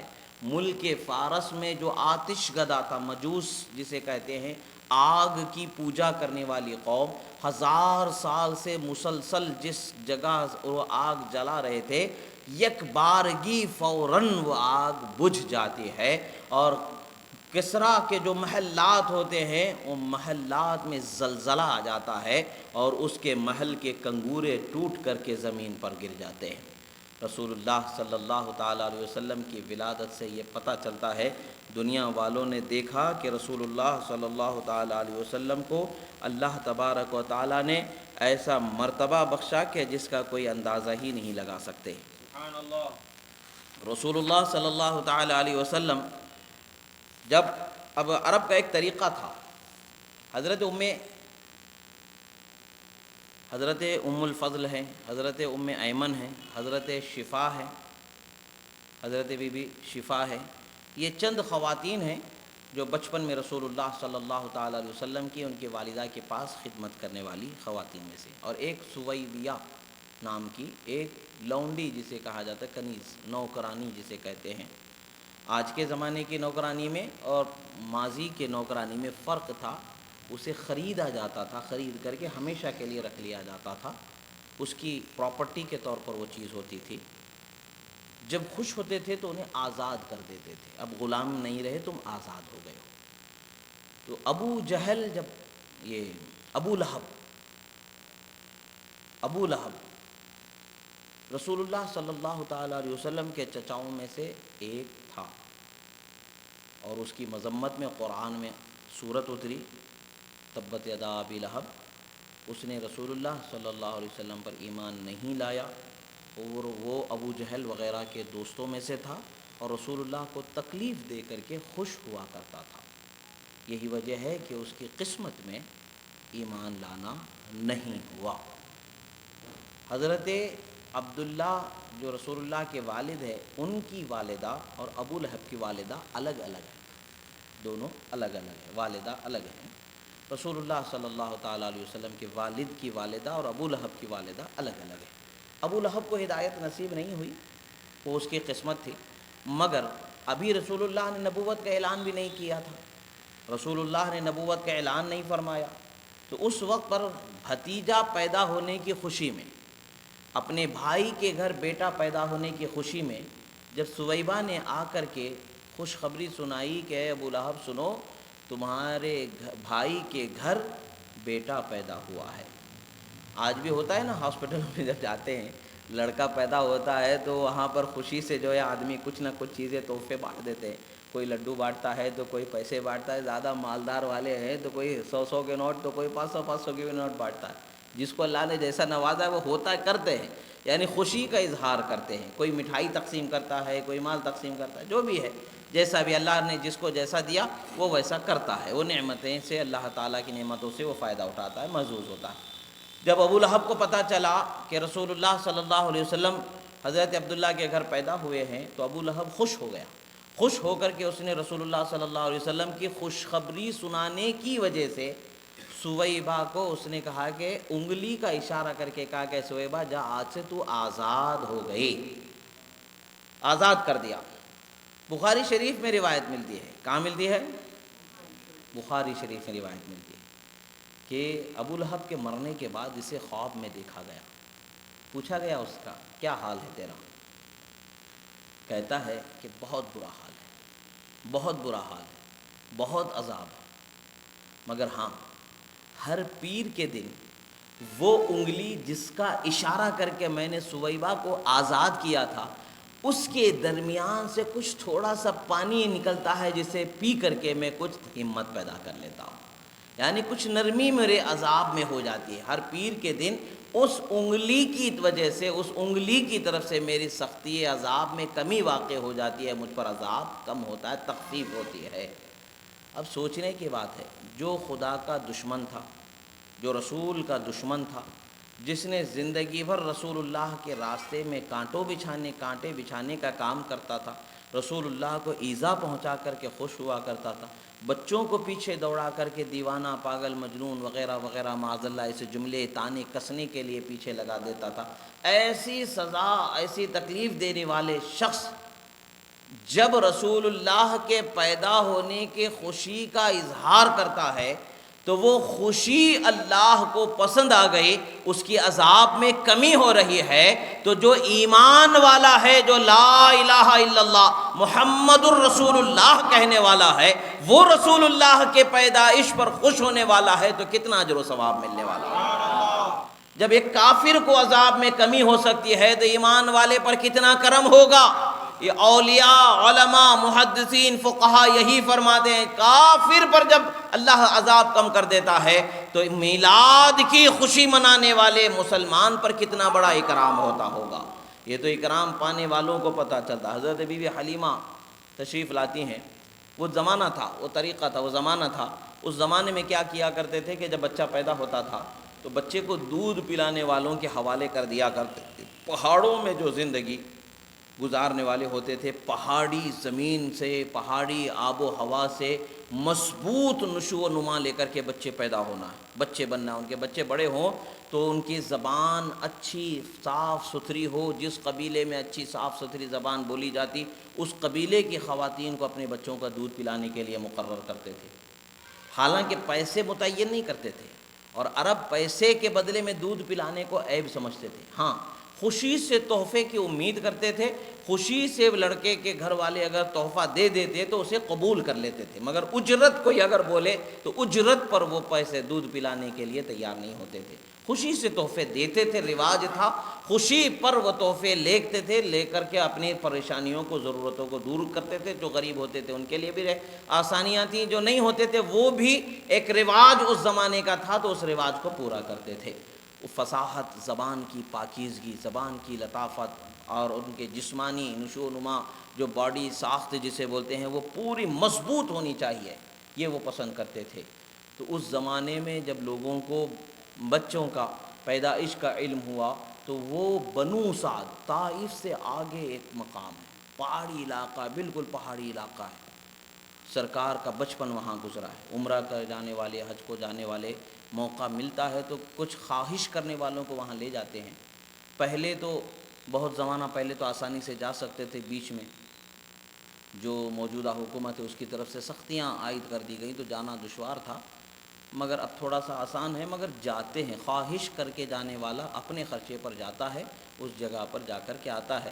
جس کو بھی نصیب ہو جائے عمرہ کرنا، ضرور جا کر کے آنا چاہیے، اس لیے کہ اس علاقے سے، اس زمین سے، وہاں کی پہاڑوں سے، پتھروں سے رسول اللہ کے بچپن کا رشتہ ہے، رسول اللہ کا بچپن وہاں گزرا ہے، رسول اللہ صلی اللہ تعالیٰ علیہ وسلم کی بچپن کی زندگی وہاں گزری ہے، اور واقعی میں اس جگہ پر بڑی برکتیں، بڑی رحمتیں، بڑی نعمتیں ہیں، ایک عجیب سکون ملتا ہے۔ حضرت بی بی حلیمہ کے گھر کے پاس ادھر پیچھے کے حصے میں ایک کنواں تھا، اب وہ خشک ہو گیا ہے، اس کو بند کر دیا گیا ہے، پھر بھی بعد میں کنواں کھودا گیا ہے۔ وہاں کے رہے واسی بتاتے ہیں یہی وہ کنواں ہے، اللہ بہتر جانتا ہے، مگر ایک ہے کنواں، تو وہی ہے، ہم یقیناً نہیں کہہ سکتے۔ اور اس جگہ پر ایک درخت نشان کے طور پر، علامت کے طور پر تھا، اس کو جلا کر کے ختم کر دیا گیا تاکہ وہ نشانی نہ بچے، مگر جن کو کتابوں سے شوق ہے، تاریخ سے، جغرافیہ سے جن کو تعلق ہے، وہ لوگ آج بھی برابر اس مقام پر پہنچ جاتے ہیں جہاں رسول اللہ صلی اللہ تعالیٰ علیہ وسلم کا سینہ مبارکہ بچپن میں چیرا گیا تھا، اور رسول اللہ صلی اللہ علیہ وسلم کے دل کو دھویا گیا تھا۔ وہ مقام پر آج بھی لوگ پہنچ جاتے ہیں، کتابوں میں جو تحریر مقام کی نشانی اور علامت ہے اس کے ذریعے وہاں جانتے ہیں تو بڑا سکون ملتا ہے، بڑی رحمت کا احساس ہوتا ہے، بڑی عظیم چیز وہاں پر محسوس ہوتی ہے، ایک دل کو سکون ملتا ہے۔ محبت والوں کو تو سکون ہی ملتا ہے، جو بے چین ہیں پہلے سے ان کو کہاں قرار ملنے والا ہے، وہ تو جائیں گے۔ ان کو تو جو لوگ کھانے پینے کے شوقین ہیں وہ تو کھانے پینے میں ہی وقت گزار دیتے ہیں، جو لوگ ایسی مقدس مقامات کی برکتوں سے فائدہ اٹھانا چاہتے ہیں وہ کھانے پینے کا خیال نہیں کرتے، بس یہ زیارتوں میں وقت گزارتے ہیں اور رحمتوں کو، برکتوں کو لیتے ہیں۔ اللہ تعالیٰ نے فرمایا سیروا فی الارض، زمین کی سیر کرو، زمین کی سیر کرو۔ یہ آیت ہمیں مطلق بتاتی ہے کہ ہم زمین کی سیر کر سکتے ہیں، زمین میں جہاں چاہے جا سکتے ہیں۔ بہرحال حضرت دائی حلیمہ رضی اللہ تعالیٰ عنہ بنو سعد قبیلے سے، وہاں سے طائف سے پھر مکہ مکرمہ آنا تھا، سینکڑوں کلومیٹر کی مسافت تھی، وہ پیدل چلتے ہوئے مکہ مکرمہ تشریف لائے۔ ان کے قافلے میں آپ جس اونٹنی پر سوار تھی، وہ اونٹنی بھی بڑی عمر رسیدہ تھی اور بوڑھی ہو گئی تھی، چلنے پھرنے میں پیروں میں دم نہیں تھا۔ حال یہ تھا کہ قافلے کی ساری عورتیں ان پر برس پڑتی تھیں کہ حلیمہ تم نے یہ سواری کیوں لی جو ساتھ نہیں چل سکتی، یا تو پیدل چلتی یا تو نہیں آتی، تمہاری وجہ سے ہمارا سفر جو جلدی پہنچنا ہے وہ دیر ہو رہا ہے۔ آخر پہنچتے پہنچتے مکہ شریف قریب آ گیا ہے تو اب عورتوں کو صبر نہیں آیا، انہوں نے ان کو چھوڑا، وہ آگے چلے گئیں، پہلے پہنچ گئیں، اور مکہ کے جتنے بڑے بڑے امیر گھرانے والے تھے، جو بڑے بڑے مالدار جن کے باروں میں شہرت تھا، ان کے گھروں میں وہ عورتیں جو مائیں تھیں بچوں کی، وہ سب کے سب ان گھروں میں جاتی ہیں اور اپنی اپنی پسند کے بچوں کو، اپنے اپنے پسند کے گھر سے بچوں کو لے کر کے آ جاتی ہیں۔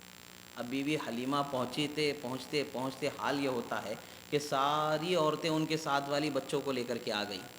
اب آپ پوچھتی ہیں کہ بھائی اگر میرے لیے بھی کوئی ایک بچہ بچا ہوا ہے کہ نہیں ہے کہ تم نے سارے بچوں کو ہی ختم کر دیا؟ کہا کہ ہاں ایک بچہ ہے بس۔ اب ہم سب نے اس بچے کو لینا ہی نہیں سمجھا، ہم سب نے اس بچے کو لیا ہی نہیں۔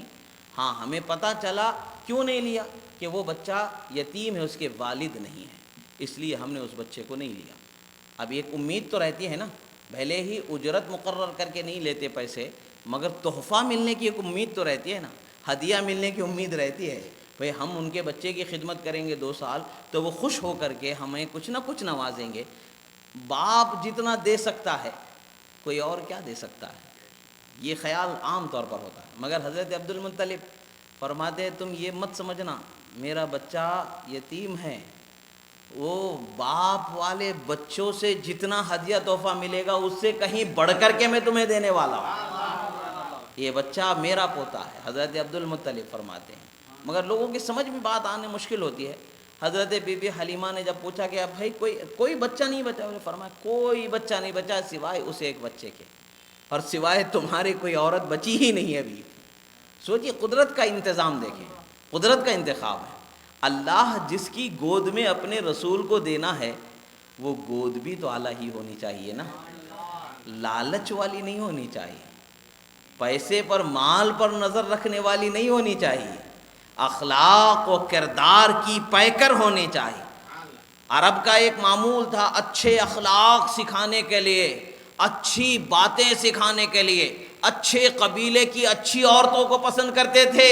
سارے عرب نے جس چیز کو چننا تھا چن لیا، مگر انہیں پتہ ہی نہیں تھا کہ سارے اچھوں سے اچھی خاتون حضرت بی بی حلیمہ سرکار کے لیے منتخب ہوئی۔ جب حضرت بی بی حلیمہ نے کہا کہ میں اگر بچہ نہ لوں تو میرے لیے عیب ہے، اور میرے لیے عیب ہے کہ میں بچے کے باپ کے مال اور ہدیے پر نظر کر کے میں باپ والے بچے کا انتخاب کروں اور یتیم بچے کو چھوڑ دوں، نہیں، میری غیرت گوارا نہیں کرتی ہے کہ میں اس کو چھوڑ دوں، میں اسی بچے کو لوں گی، میں اسی بچے کے پاس جاؤں گی۔ جب آپ پہنچتی ہیں تو آپ کے حضرت رسول اللہ کے دادا حضرت عبد المطلب جلوہ فرما فرماتے ہیں، خاتون کون ہو، کہاں سے آئی ہو، کس قبیلے سے ہو؟ کہتی ہے انہوں نے کہا کہ میرا نام حلیمہ ہے۔ خوش ہو جاتے ہیں، یعنی صبر کرنے والی اس کا معنی ہوتا ہے، حلم و بردباری والی، خوش ہو جاتے ہیں، نام سے بھی اچھا معنی نکلتا ہے۔ فرماتے ہیں کون سے قبیلے سے ہو؟ کہتی ہے میں بنو سعد سے ہوں۔ وہ بڑے خوش ہو جاتے ہیں، نام سے بھی قبیلے سے بھی اچھا ہی معنی نکل رہا ہے، نام سے صبر اور حلم کا معنی نکلتا ہے، اور بنو سعد سے سعادت مندی نیکی کا معنی نکلتا ہے۔ بڑے خوش ہو جاتے ہیں، خوش ہو جا کر کے فرماتے ہیں تم یہ نہ سمجھنا کہ میرا پوتا یتیم ہے، اس کے طرف سے تمہیں کوئی مال دینے والا، تحفہ تحائف دینے والا نہیں ہے، میں تمہیں جو سب دیں گے اس سے کہیں زیادہ دوں گا۔ حضرت بی بی حلیمہ کہتی ہیں مجھے مال کی کوئی غرض نہیں، بس میں یہ عیب سمجھتی ہوں کہ میں اپنے ساتھ کوئی بچے کو نہ لے جاؤں، بس مجھے آپ اپنے بچے کی پرورش کرنے کی اجازت دے دیں اور بچہ مجھے دے دیں۔ حال یہ ہے حضرت بی بی حلیمہ کا، ان کے گھر میں کئی کئی دن سے فاقے گزر رہے ہیں۔ ان کی جو اونٹنی تھی وہ اونٹنی ایسی ہے کہ اس کے تھنوں سے دودھ خشک ہو گیا ہے، نہ ان کے لیے دودھ ہے نہ اس کے بچے کو پلانے کے لیے دودھ ہے۔ ان کا حال یہ ہے کہ ان کا جو بچہ ہے، جو ان کا پیدا ہوا، ان سے جو ان کی گود کا، ان کی کوکھ کا جو بچہ ہے، وہ بچے کو بھی دودھ ان کا کافی نہیں ہوتا، وہ ہمیشہ بھوک کی وجہ سے تڑپتا روتا رہتا ہے۔ نہ ان کے سینے میں اتنا دودھ تھا، نہ ان کے جانوروں میں دودھ تھا کہ بھئی کسی طریقے سے پیٹ بھر لیا جائے، نہ ان کے پاس فصل مال اناج کچھ تھا کہ جس سے یہ اپنے پیٹ کو بھر لیتے۔ ان کے بکریاں تھیں، بکریوں کا ربڑ تھا، اس کا حال یہ تھا کہ سوکھی دبلی ہڈیاں نکلی ہوئی تھیں، تھن خشک تھے، ان کے تھنوں میں بھی دودھ نہیں تھا، جسموں پر سوائے چمڑے اور ہڈی کے کچھ باقی نہیں بچا تھا۔ یہ حال ان کا تھا۔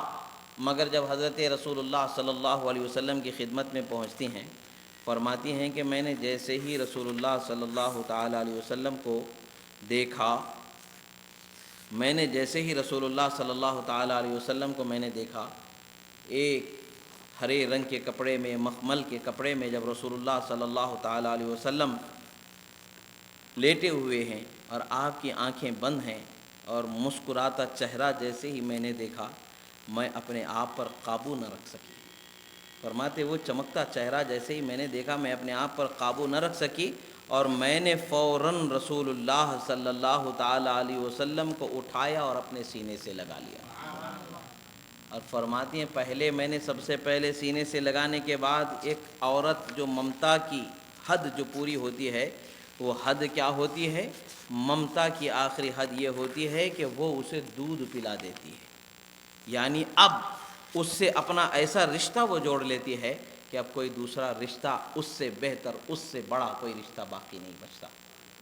اس لیے رضائی ماں بھی ماں کے برابر ہوتی ہے، کوئی کم درجہ نہیں ہوتا۔ جیسا 9 مہینے پیٹ میں پالنے والی ماں کے قدموں کے نیچے جنت ہے، ویسے ہی دودھ پلانے والی ماں کے قدموں کے نیچے بھی جنت ہے۔ اس کا بھی وہی درجہ ہے، اس کا بھی وہی درجہ ہے، بہت بڑا درجہ ہے ماں کا۔ انہوں نے اٹھایا اور اپنے سینے سے لگایا، آپ نے دودھ پلانا شروع فرمایا سیدھی طرف سے۔ آپ فرماتی ہیں حال یہ تھا کہ میرے بچے کو دودھ کافی نہیں تھا، مگر جیسے ہی میں نے رسول اللہ کے چہرے مبارکہ کو میرے سینے سے لگایا، مجھے ایسا محسوس ہونے لگا جیسے سمندر کے موجیں کنارے پر امڑ امڑ کر کے آتی ہیں، ویسے ہی دودھ کی نہریں اللہ نے میرے سینے میں جاری فرما دی۔ سرکار کو جتنا دودھ پینا تھا سرکار پیتے ہیں، اس کے بعد آپ دودھ پینا چھوڑ دیتے ہیں۔ ہر ماں یہ سمجھتی ہے کہ بھئی بچہ ادھر سے سیر ہو گیا ہے تو اب ادھر سے پلا دیتے ہیں، آپ ادھر سے اٹھا کر کے پھر ادھر پلٹا دیتی ہیں اور پلانا چاہتی ہیں. سرکار دودھ نہیں پیتے.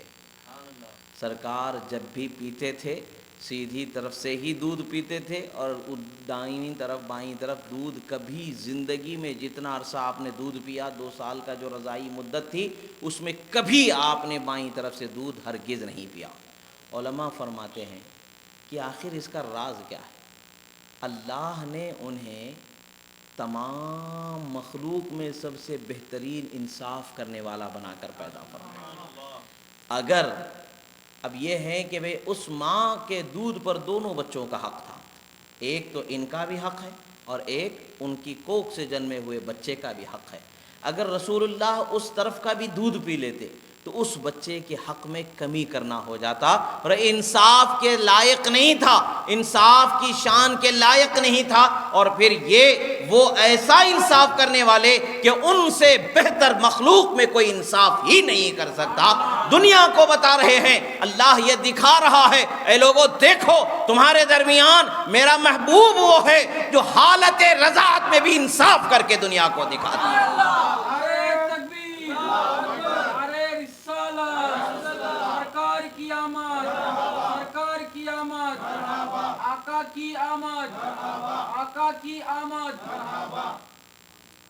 حضرت بی بی حلیمہ سعدیہ رضی اللہ تعالیٰ عنہ نے سرکار کو لیا, کہا کہ بھئی اب مجھے ضرورت نہیں ہے, آپ مجھے ہدیہ دیتے نہیں دیتے مجھے اس کی کوئی پرواہ نہیں, مجھے یہ بچہ مل گیا یہ میرے لیے سب سے بڑی نعمت ہے. رسول اللہ کو بھی دنیا کی دولت سے محبت نہیں, ان کی ماں اور باپ کو بھی نہیں, تو دودھ پلانے والی ماں کو کیسے دولت سے محبت ہو سکتی ہے؟ وہ تو سرکار کو جب دودھ پلا رہی ہیں تو ان کا سینہ بھی تو پاک ہونا چاہیے, ان کی نیت بھی تو پاک ہونی چاہیے, کیونکہ اللہ نے پاک نبی کو پالنا, پاک نبی کی خدمت کرنا پاک لوگوں ہی کے حصے میں عطا فرمایا, اور پاک لوگ ہی نبی کو پالتے ہیں, خدمت کرتے ہیں. جو ناپاک ہوتے ہیں وہ خدمت کرنے کی توفیق ہی نہیں ہوتی ہے. اللہ کا فضل ہے کہ حضرت حلیمہ سعدیہ کو سعادت اللہ نے بخشا. حضرت بی بی حلیمہ سعدیہ جیسے ہی بچے کو لے کر کے واپس آتے ہیں واپس اپنے اس خیمہ جو لگا ہوا تھا مکہ شریف کے شہر کے باہر, جو خیمے لگے ہوئے تھے ساری عورتوں کے, خیمے کے باہر میں ان کی اونٹنی بندھی ہوئی تھی, جو ٹھہرتی ہے تو بیٹھنا مشکل, بیٹھتی ہے تو اٹھنا مشکل, یہ حال ہو جاتا ہے. اس کے پیر کانپتے رہتے, تھر تھراتے رہتے. جن لوگوں کو اونٹ سے تعلق پڑا ہوا ہے, اونٹ کے قریب یا اونٹ کو دیکھ بھال کرنے کا موقع پڑا ہے, ان کو پتہ ہوتا ہے جب اونٹ کمزور ہو جاتا ہے, چل پھر نہیں سکتا ہے, تو اس کے پیر کانپنے لگتے ہیں. حال یہ ہوتا ہے بیٹھ جاتا ہے تو کوئی اٹھا نہیں سکتے, کھڑے ہو جاتا ہے تو کوئی بیٹھا نہیں سکتے, اس کو ڈرتا رہتا ہے بیٹھنے سے کہ اٹھ نہیں سکے گا, اٹھ جائے گا تو بیٹھ نہیں سکے گا, بیٹھ جائے گا تو اٹھ نہیں سکے گا. یہ حال تھا اس کا. فرماتی ہیں جب میں نے وہاں پر اپنے گھر میں پہنچی, اپنے خیمے میں پہنچی, تو حارث ان کے شوہر کا نام تھا. ان سے میں نے کہا کہ ذرا دودھ تو نکالیں, تھوڑا بہت دودھ, جتنا بھی 2 چند قطرے نکل جائیں. سرکار کے رضائی بھائی بھی تھے, اور ان سے بڑی بہن, جو رضائی بہن ہی کہیں گے ان کو بھی, وہ حضرت بی بی شیمہ وہ بھی تھیں. تو وہ بچے بھوکے تھے, بچوں کا بھی تو پیٹ بھرنا ہے. اپنے شوہر سے کہتے ہیں کچھ تو ہے نہیں کہ کھلائیں. اب یہ جو دودھ پینے والے بچے ہیں ان کا تو ہو گیا, وہ تو بڑی بچی ہے, اس کو تو دودھ نہیں پلایا جا سکتا, دودھ پلانے کی عمر تو گزر گئی, بڑی بچی ہو گئی, وہ 4-5 سال کی عمر کی بڑی بچی ہو گئی, اب اس کو دودھ نہیں پلا سکتے. جائیں ذرا دیکھیں, آپ بھی بھوکے ہیں, میں بھی بھوکی ہوں, یہ بچے بھی بھوکے ہیں, کچھ دودھ نکلتا ہے کیا اونٹنی کے پاس. حضرت حارث برتن لے کر کے اونٹنی کے پاس جاتے ہیں. کیا دیکھتے ہیں کہ جو تھن اونٹنی کے خشک ہو چکے تھے وہ دودھ سے بھرے ہوئے نظر آتے ہیں. اور آپ دودھ نکالنا شروع کرتے ہیں, نکالتے ہیں کہ ابھی ایک ہی تھن سے نکال رہے ہیں کہ پورا برتن دودھ سے بھر جاتا ہے.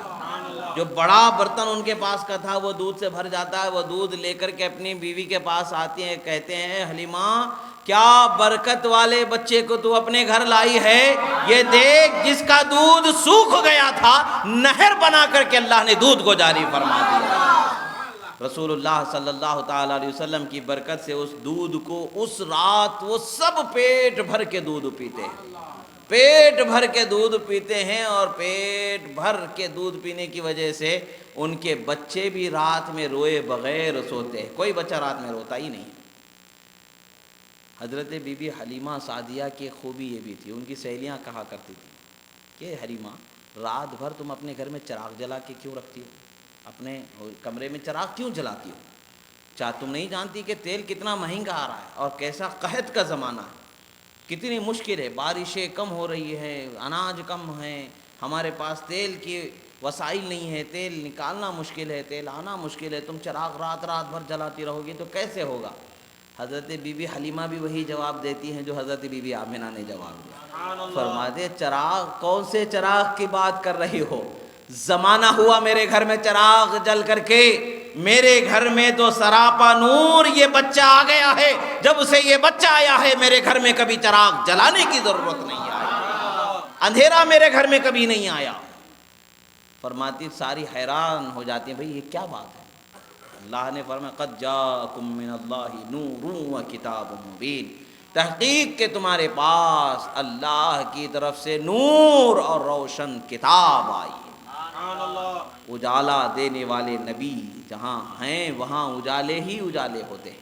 اب حضرت بی بی حلیمہ سعدیہ لے کر کے سواری پر سوار ہوتے ہیں، اب وہ اونٹنی کا حال کیا ہوتا ہے؟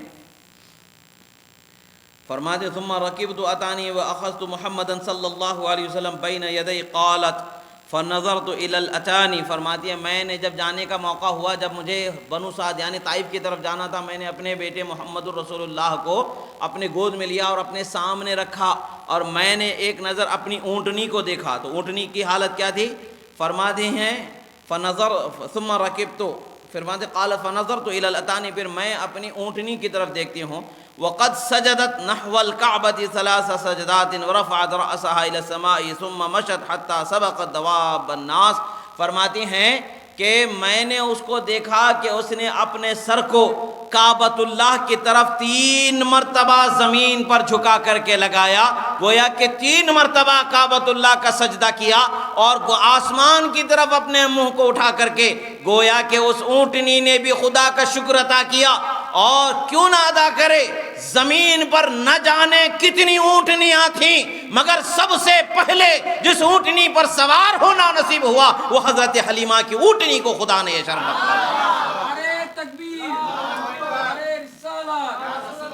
براق بھی نازاں ضرور ہے، مگر براق سے پہلے یہ اونٹنی ناز کرنے والی ہے کہ تجھ سے پہلے رسول اللہ مجھ پر سوار ہو، اور وہ شکر ادا کر رہی ہے، خدا کی بارگاہ میں سجدہ کر کے شکر ادا کر رہی ہے۔ یہاں پر 2 اشارے ہیں، ایک یہ کہ یہ جو نبی آنے والے ہیں یہ ان کا قبلہ یہی کعبہ ہونے والا ہے، یہی کعبہ قبلہ ہوگا۔ بیت المقدس اگرچہ اس زمانے کا قبلہ تھا، مگر یہ نبی وہ آئے ہیں کہ جن کے لیے قبلے کو خدا بدل دے گا، کعبہ کو قبلہ بنا دے گا، اور بتایا جا رہا ہے اللہ تعالیٰ نے اس کا تعارف دیا تھا نا، تمام جانوروں کو بتا دیا گیا تھا، دکھایا گیا تھا، دیکھو محمد الرسول اللہ تشریف لانے والے۔ پھر فرماتے ہیں جب اس کی سواری نکلتی ہے تو کیسے شان سے نکلتی ہے، جو جانور اس کو پیچھے چھوڑ کر کے آگے دوڑتے نظر آتے تھے، اب وہی حال دوسرے جانوروں کا تھا، آتے وقت پر جو کیفیت چلن کی اس کی رہ گئی تھی اور اس کے سامنے وہ جانور تیزی سے چلتے تھے، اسی طریقے سے آج اب رسول اللہ سوار ہو گئے تو اس میں وہ طاقت آ گئی اس اونٹنی میں کہ سب سے آگے ایسی چل رہی ہے، اور پیچھے جو سارے جانور جو قبیلے کے ہیں وہ گویا کہ بیمار نظر آتے، چلنے کی طاقت نظر نہیں آتی۔ اور ان کی ساری سہیلیاں کہتی ہیں یتعجبون منی ویقولن النساء لی وہن ورائی یا بنت ابی دؤیب اہذہ اتانک، فرماتی ہیں میری سہیلیاں تعجب کرنے لگی، تانے دیا کرتی تھی نا پہلے، ارے تم آئی کیوں، یہ کیا سواری لے کر کے آئی؟ اب یہ کہہ رہے ہیں کہ سہیلیاں پوچھ رہی ہیں کہ اے ابو ذؤیب کی بیٹی حلیمہ، کیا یہ وہی سواری ہے جس پر سوار ہو کے تو ہمارے ساتھ آئی تھی؟ اب حال ایسا ہے گویا کہ یہ ہواؤں سے باتیں کر رہی اور ہمیں چھوڑ کر کے تو چلی جا رہی ہے۔ حضرت بی بی حلیمہ رضی اللہ تعالیٰ عنہ فرماتے ہیں فَأَقُولُ تَاللَّهِ إِنَّهَا هِيَا، انہوں نے کہا خدا کی قسم یہ وہی اونٹنی ہے جس پر میں سوار ہو کر کے یہاں آئی تھی. تو اس پر تعجب کرنے لگیں اور کہنے لگیں کہ بے شک یہ ایسی شان ہے کہ جس کا ہم اندازہ نہیں کر سکتے. اور اسی طرح سے پھر وہ فرماتے ہیں وہ اس کی زبان سے کلمات نکلتے ہیں، اس اونٹنی کے زبان سے کلمات نکلتے چلے جاتے ہیں. وہ اونٹنی زبان سے کیا کہتی چلی جاتی ہے؟ اللہ کی حمد و ثنا بیان کرتی ہے، اللہ کی تعریف بیان کرتی ہے، اور رسول اللہ صلی اللہ تعالیٰ علیہ وسلم کی سواری بنائے جانے پر وہ شکر ادا کرتی ہوئی، اللہ کی حمد و ثنا بیان کرتی ہوئی رسول اللہ صلی اللہ علیہ وسلم کو لے کر کے بنو سعد تک کہ حضرت بی بی حلیمہ رضی اللہ تعالیٰ عنہ پہنچتی ہیں. بنو سعد میں رسول اللہ صلی اللہ علیہ وسلم کا بچپن گزرتا ہے، اور وہ بچپن کے رضاعت کے 2 سال گزرتے ہیں. اور سرکار جیسے ہی بنو سعد پہنچتے ہیں علاقہ سارا ہرا بھرا نظر آنے لگ جاتا ہے. اور تو اور حال یہ ہے کہ بھئی علاقے کی جو خشک حالی تھی، خشک سالی تھی، جو گرمی تھی، وہ سب کے سب کم ہونے نظر آتی. ایک ابر ہمیشہ سرکار پر سایہ کیے ہوئے ہوتا تھا. اب حضرت حلیمہ کی جو بکریاں دبلی پتلی تھیں ان کا حال یہ تھا کہ بکریوں کو پہاڑوں میں بھیج دیا جاتا.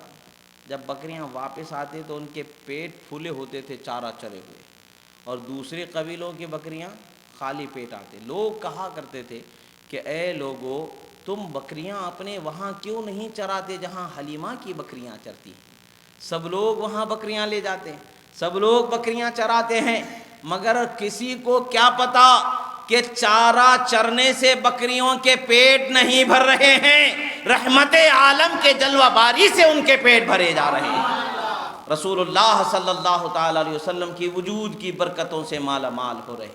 آپ فرماتی ہیں کہ جب تک رسول اللہ میرے گھر رہے اتنا برکتوں کا زمانہ گزرا، ایسا آسائش کا وقت گزرا کہ اس کا کوئی بیان نہیں. کسی بکری کا پیر ٹوٹ جاتا تو رسول اللہ کی خدمت میں لایا جاتا، رسول اللہ کا ہاتھ اس ٹوٹے ہوئے پیر پر رکھتے تو پیر فوراً جڑ جاتا.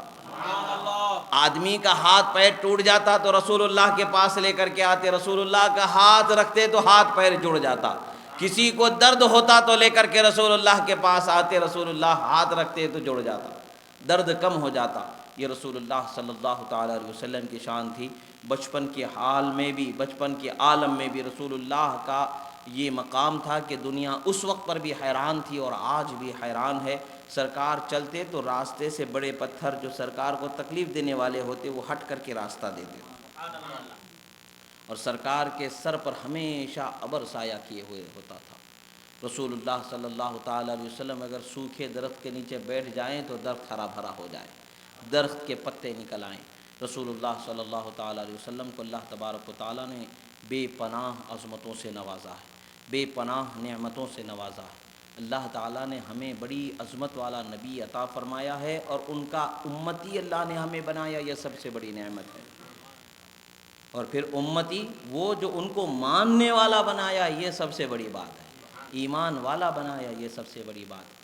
ہمیں اپنے نبی صلی اللہ تعالیٰ علیہ وسلم کی شان و عظمت کو جاننا اور اپنے بچوں کو سکھانا ضروری ہے.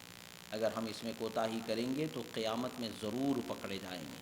اور آج کل یہ جو ہم محافل میلاد اور جلوس وغیرہ کا اہتمام کرتے ہیں، یہ سب کے سب امور مستحسنہ میں سے ہیں، یہ اچھے کاموں میں سے ہیں، اور ان کا کرنا ہمارے لیے شرعاً و عقلاً و نقلاً صحیح و درست ہے. اس میں کوئی قباحت نہیں، بلکہ اس کے کرنے ہی سے ہمارے قوم میں رسول اللہ کی معرفت کا شوق پیدا ہوتا ہے، نعت سننے کا شوق پیدا ہوتا ہے، آپ کی تعریف و توصیف، آپ کی تاریخ جاننے کا شوق پیدا ہوتا ہے، آپ کی سیرت جاننے کا شوق پیدا ہوتا ہے، اور زندگی گزارنے کا سلیقہ سنتوں بھرا سیکھنے کا شوق پیدا ہوتا ہے. یہ دین کی تعلیم اور دین والے نبی کی تعریف پہنچانے کے وسائل ہیں، یہ اس زمانے کے ہیں. اسی طریقے سے بعینہ پچھلے زمانے میں مل جانا ضروری نہیں ہے. اصل چیز ہے مصطفیٰ صلی اللہ علیہ وسلم کا ذکر، جو اس زمانے میں بھی تھا اور آج بھی ہے اور کل قیامت تک کے ہوتا رہے گا۔ اللہ رب العزت کی بارگاہ میں دعا ہے، جو کہا گیا سنا گیا، کہنے میں سننے میں جو غلطی ہوئی اللہ تعالیٰ اسے معاف فرمائے، جو حق و صحیح کہا گیا اللہ تعالیٰ اسے قبول فرمائے۔ پروردگار ہم گناہ گار ہیں، ہمارے گناہوں کو معاف فرما، ہم خطا کار ہیں، ہماری خطاؤں کو معاف فرما، ہم پریشان حال ہیں مولا، ہماری پریشانیوں سے ہمیں نجات عطا فرما مولا، جو بیمار ہیں انہیں شفا کاملہ و عاجلہ عطا فرما، جو قرض دار ہیں انہیں بار قرض سے سبکدوشی عطا فرما، جو بے اولاد ہیں انہیں صاحب اولاد فرما، جن کی اولاد ہے انہیں با اخلاق با کردار نیک صالح فرما۔ پروردگار ہمیں اور ہماری آنے والی نسلوں کو قیامت تک کے بد عقیدگی، کفر، شرک، ضلالت، گمراہی سے محفوظ فرما، ایمان کی سلامتی، اخلاق کی پاکیزگی، عمل کی پختگی عطا فرما۔ وصلی اللہ تبارک و تعالی علی خیر خلق نور عرشی سیدنا محمد وعلی آلہ وصحبہ اجمعین۔ الفاتحہ۔